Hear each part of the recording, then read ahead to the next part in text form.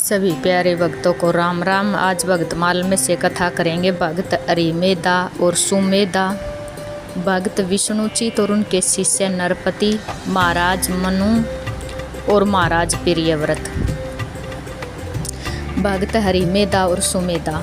प्राचीन काल की बात है। कश्मीर देश में अरिमेदा और सुमेधा नाम के दो ब्राह्मण थे जो सदा भगवान की विष्णु के भजन में संलग्न रहते थे। भगवान में उनकी अविचल भक्ति थी। उनके हृदय में संपूर्ण प्राणियों के प्रति दया भरी हुई थी। वे सब तत्वों का यथार्थ मर्म समझाने वाले थे। एक समय वे दोनों ब्राह्मण एक ही साथ तीर्थ यात्रा के लिए निकले। जाते जाते किसी दुर्गम वन में पहुंचकर वे बहुत थक गए। वहीं एक स्थान पर उन्होंने तुलसी का वन देखा। उनमें से सुमेधा ने उस तुलसी वन की परिक्रमा की और भक्तिपूर्वक प्रणाम कर किया। यह देखकर अरिमेदा ने भी वैसा ही किया और सुमेधा से पूछा, ब्राह्मण, तुलसी का महत्व क्या है?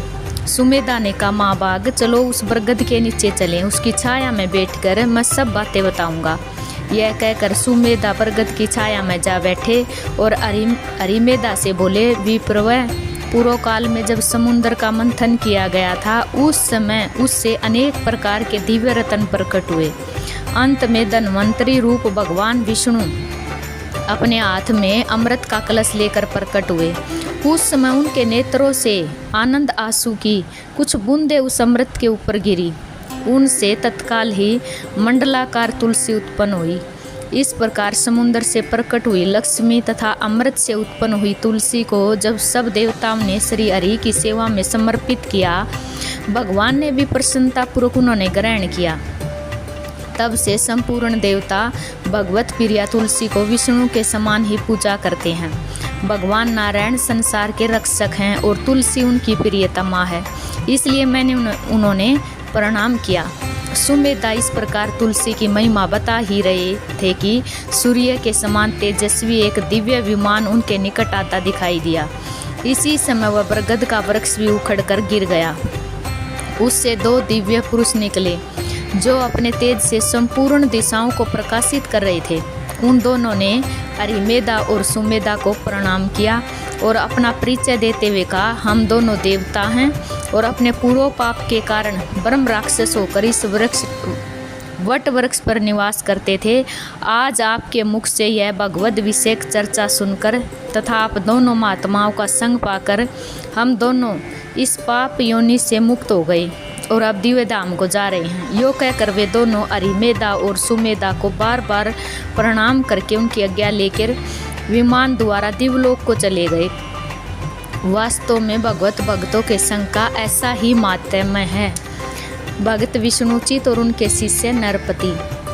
सबके प्रिय, सबके हितकारी, दुख सुख सरी से प्रशंसागारी, कही सत्य प्रिय वचन विचारी, जागत सोवत शरण तुम्हारी, तुम्हारी छाड़ गति दूसरी नाही, राम बसु तिनके मन माही।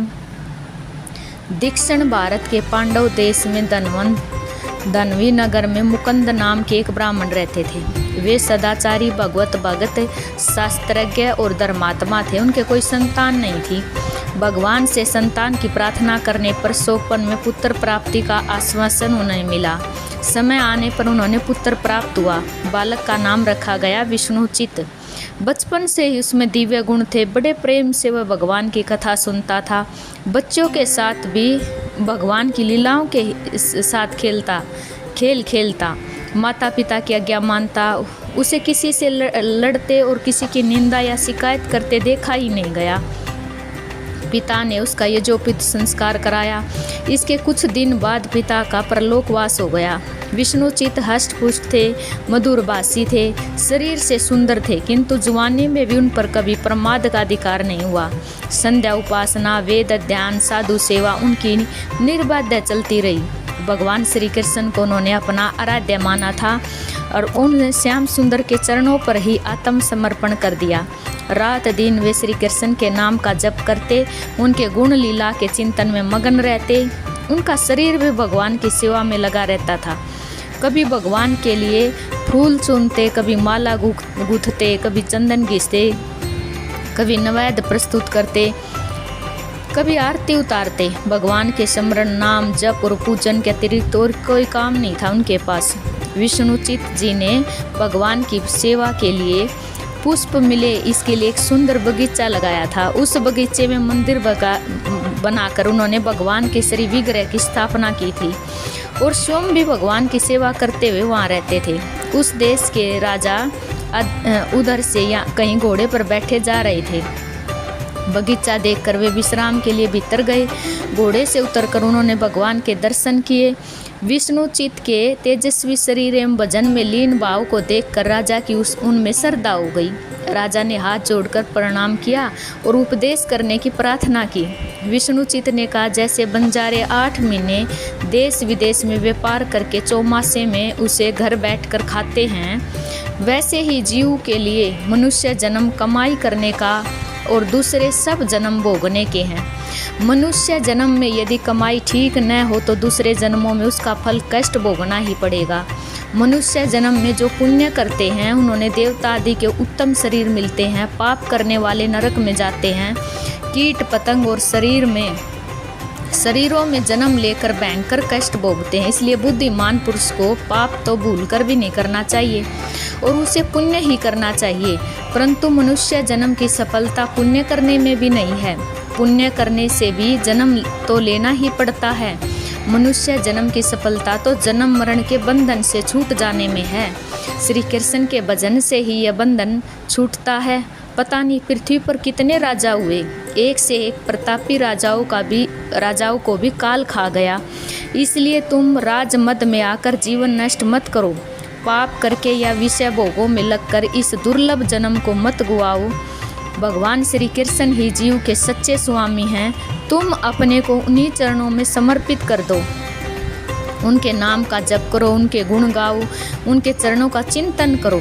सभी प्राणियों को उनका रूप मानकर उनकी सेवा करो। राज्य को उन पुरुषोत्तम का मानो और तुम दीवान बन जाओ। अपने काम में उतना ही राज्य धन लो जितना शरीर के लिए अत्यंत आवश्यक हो।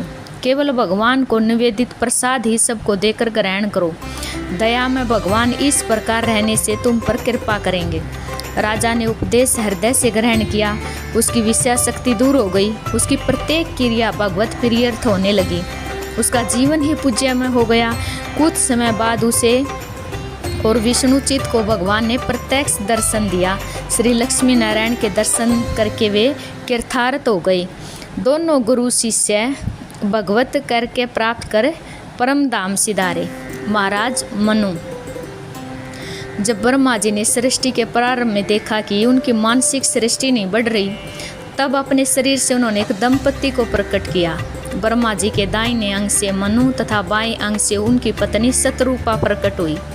ब्रह्मा जी ने मनु को सृष्टि करने का आदेश दिया। उस समय पृथ्वी जल में डूब गई थी। मनु ने स्थल की मांग की प्रजा विस्तार के लिए। ब्रह्मा जी की प्रार्थना पर भगवान ने वारा रूप धारण करके पृथ्वी का उद्धार किया।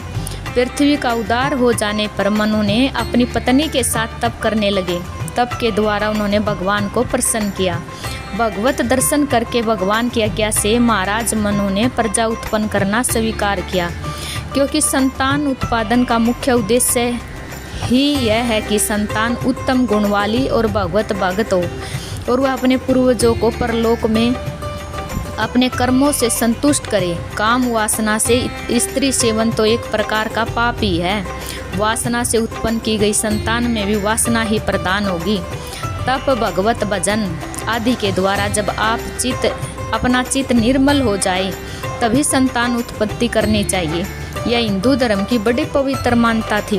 भगवान का दर्शन हो जाने के पश्चात मनु ने शतरूपा से 2 पुत्र 3 कन्याएं उत्पन्न की। महाराज मनु के पुत्र हुए प्रियव्रत एवं उत्तानपाद तथा कन्या हुई आकुति, देवहूति और प्रसूति। सृष्टि के प्रथम कल्प में इन स्वाभ्युमनु महाराज की संतानों से ही पृथ्वी पर सभी मनुष्य वंश बढ़े। महाराज मनु के प्रथम पुत्र प्रियव्रत जी परम भगवत भक्त हुए। उन्होंने इस पृथ्वी को 7 दीपवती बनाया। दूसरे पुत्र उत्तानपाद जी के पुत्र दरुजी जैसे श्रेष्ठ भक्त हुए। मनु की कन्या आकुति का विवाह महर्षि रुचि से हुआ, जिससे भगवान यज्ञ रूप में अवतरित हुए। दूसरी कन्या देवहूति का व महर्षि कर्दम से हुआ, जिससे भगवान ने कपिल रूप में अवतार लिया। तीसरी कन्या प्रसूति ब्रह्मा जी के मानस पुत्र दक्ष को विवाही गई। इनकी संतानों से ही जगत में मनुष्य सृष्टि का सर्वाधिक विस्तार हुआ। महाराज मनु ने अपनी संतानों को कल्याण पथ पर चलाने के लिए मानव धर्म शास्त्र का उपदेश किया।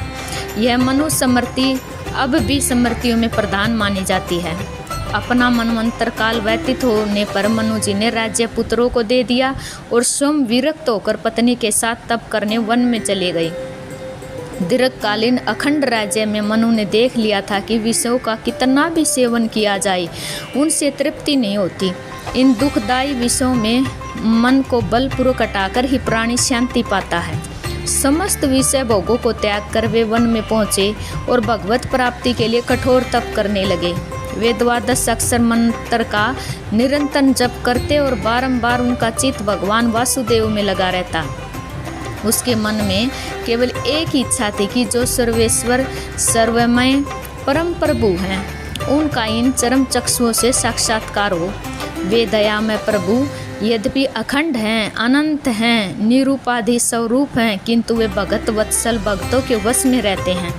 भक्तों पर कृपा करने के लिए वे नाना मंगलमय रूप धारण करते हैं।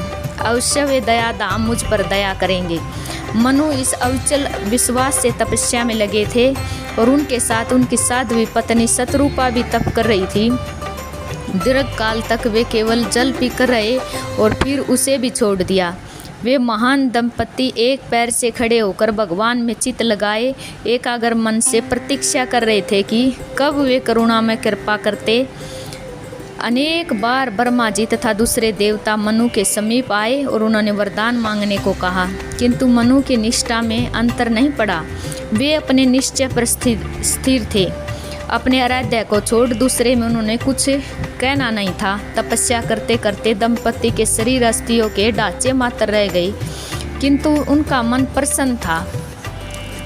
उनके चित्त में खेद या निराशा का काम नहीं था। भगवान की कृपा पर उन्होंने पूरा भरोसा था। अनंत प्रभु गर्वित हुए। आकाशवाणी ने महाराज मनु को वरदान मांगने को कहा।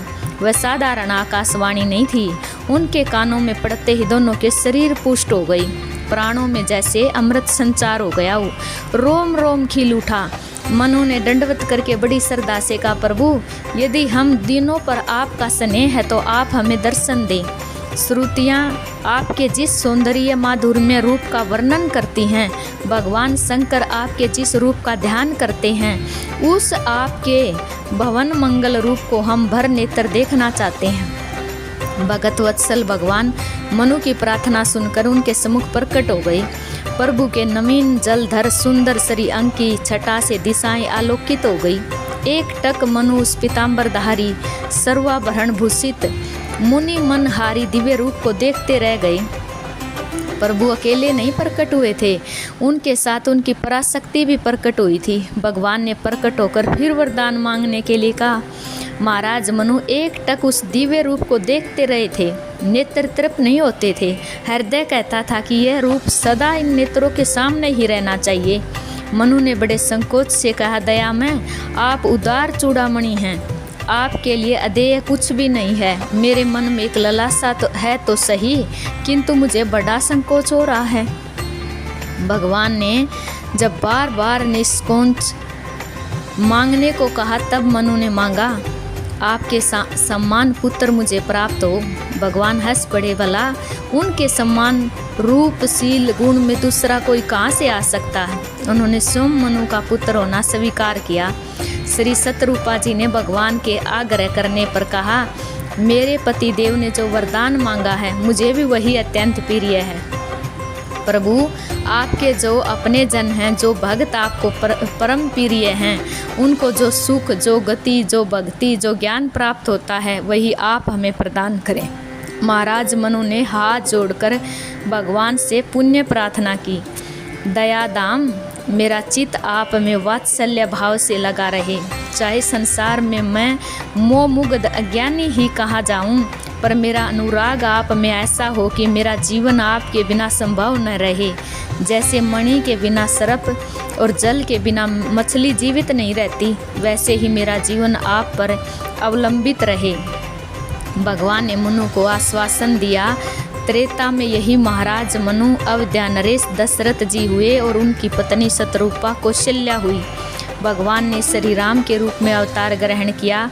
अपने अंश के साथ वे महाराज दशरथ के पुत्र बने और उनकी नित्या शक्ति मिथिला राजकुमारी के रूप में प्रकट होकर चक्रवर्ती महाराज दशरथ की पुत्रवधू बनी। महाराज प्रियव्रत। जिन महापुरुषों के चित्त में उत्तम श्लोक श्री हरि के पदों की छाया ने संसार के तुच्छ भोगों से विरक्ति उत्पन्न कर दी है, उनमें कुटुंबी होने की सप्रा या कुटुंबी शक्ति नहीं होती। स्वयंभू मनु के पुत्र प्रियव्रत जी जन्म से ही भगवान के परम भक्त थे। उन्होंने भगवान के गुणगान, उन उत्तम श्लोक के मंगल चरित्र श्रवण को छोड़कर कुछ भी अच्छा नहीं लगता था। देव ऋषि नारद की कृपा से उन्होंने परम भागवत ने परमार्थ तत्व को जान लिया था। वे देव ऋषि के समीप गंधमादन पर्वत पर रहकर निरंतर भगवान का चिंतन करते, नारद जी से भगवान की परम पावन लीला का श्रवण करते। और जब मनु जी ने ब्रह्मसत्र की दीक्षा लेने लगे, तब उन्होंने प्रियव्रत को राज्य करने के लिए बुलाया। किंतु जिनका चित्त भगवान वासुदेव में ही सब ओर से लगा था, उन प्रियव्रत जी को राज्य के सुख भोग अच्छे न लगे। उन्होंने संसार के विषयों को विष के समान समझ लिया था, अतएव राज्य संचालन उन्होंने अस्वीकार कर दिया। जब हम संसार के विषयों को अपने सुख के लिए अपना मानकर भोगते हैं, तब वे हमारे लिए बंधन के कारण बनते हैं और चित्त उनमें आसक्त होता है। परंतु सच्ची बात यह है कि यह सारा संसार भगवान का स्वरूप है, यह भगवान की लीला है। जीव इस भगवान के रंग मंच पर उनकी लीलाओं में सहयोग देने आया है। जिसके लिए जो कर्तव्य इस लीला में प्रभु ने दिया है, उसे प्रभु की सेवा समझकर उस कर्तव्य का पालन करना चाहिए। हम भगवान की प्रसन्नता के लिए उनकी लीला में योग देने के लिए कर्म कर रहे हैं। इस प्रकार जो भगवान को बराबर स्मरण रखता है, कर्मों में अहंता न करके सौ कर्म के द्वारा भगवान का निष्काम पूजन करता है, वह कभी माया के जाल में नहीं फंसता। उसके सब कर्म भगवान की सेवा के लिए होते हैं। उसका जीवन ही भगवत पूजा रूप हो जाता है। प्रियव्रत ने जब राज्य करना अस्वीकार कर दिया, तब स्वयं भगवान ब्रह्मा उन्होंने समझाने के लिए ब्रह्मलोक से वहाँ पधारे। आकाश से हंस वाहन सृष्टिकर्ता को आते देखकर नारद जी और प्रियव्रत खड़े हो गए। उन्होंने ब्रह्मा जी को प्रणाम करके उनका पूजन किया।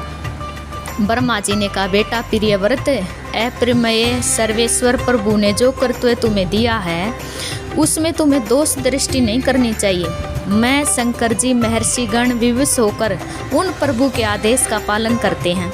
कोई भी देहधारी तपस्या, विद्या, योग बल, मनोबल, अर्थ या धर्म के द्वारा स्वयं या दूसरों की सहायता से भी उन सर्वसमर्थ के किए विधान की अनथ्या नहीं कर सकता।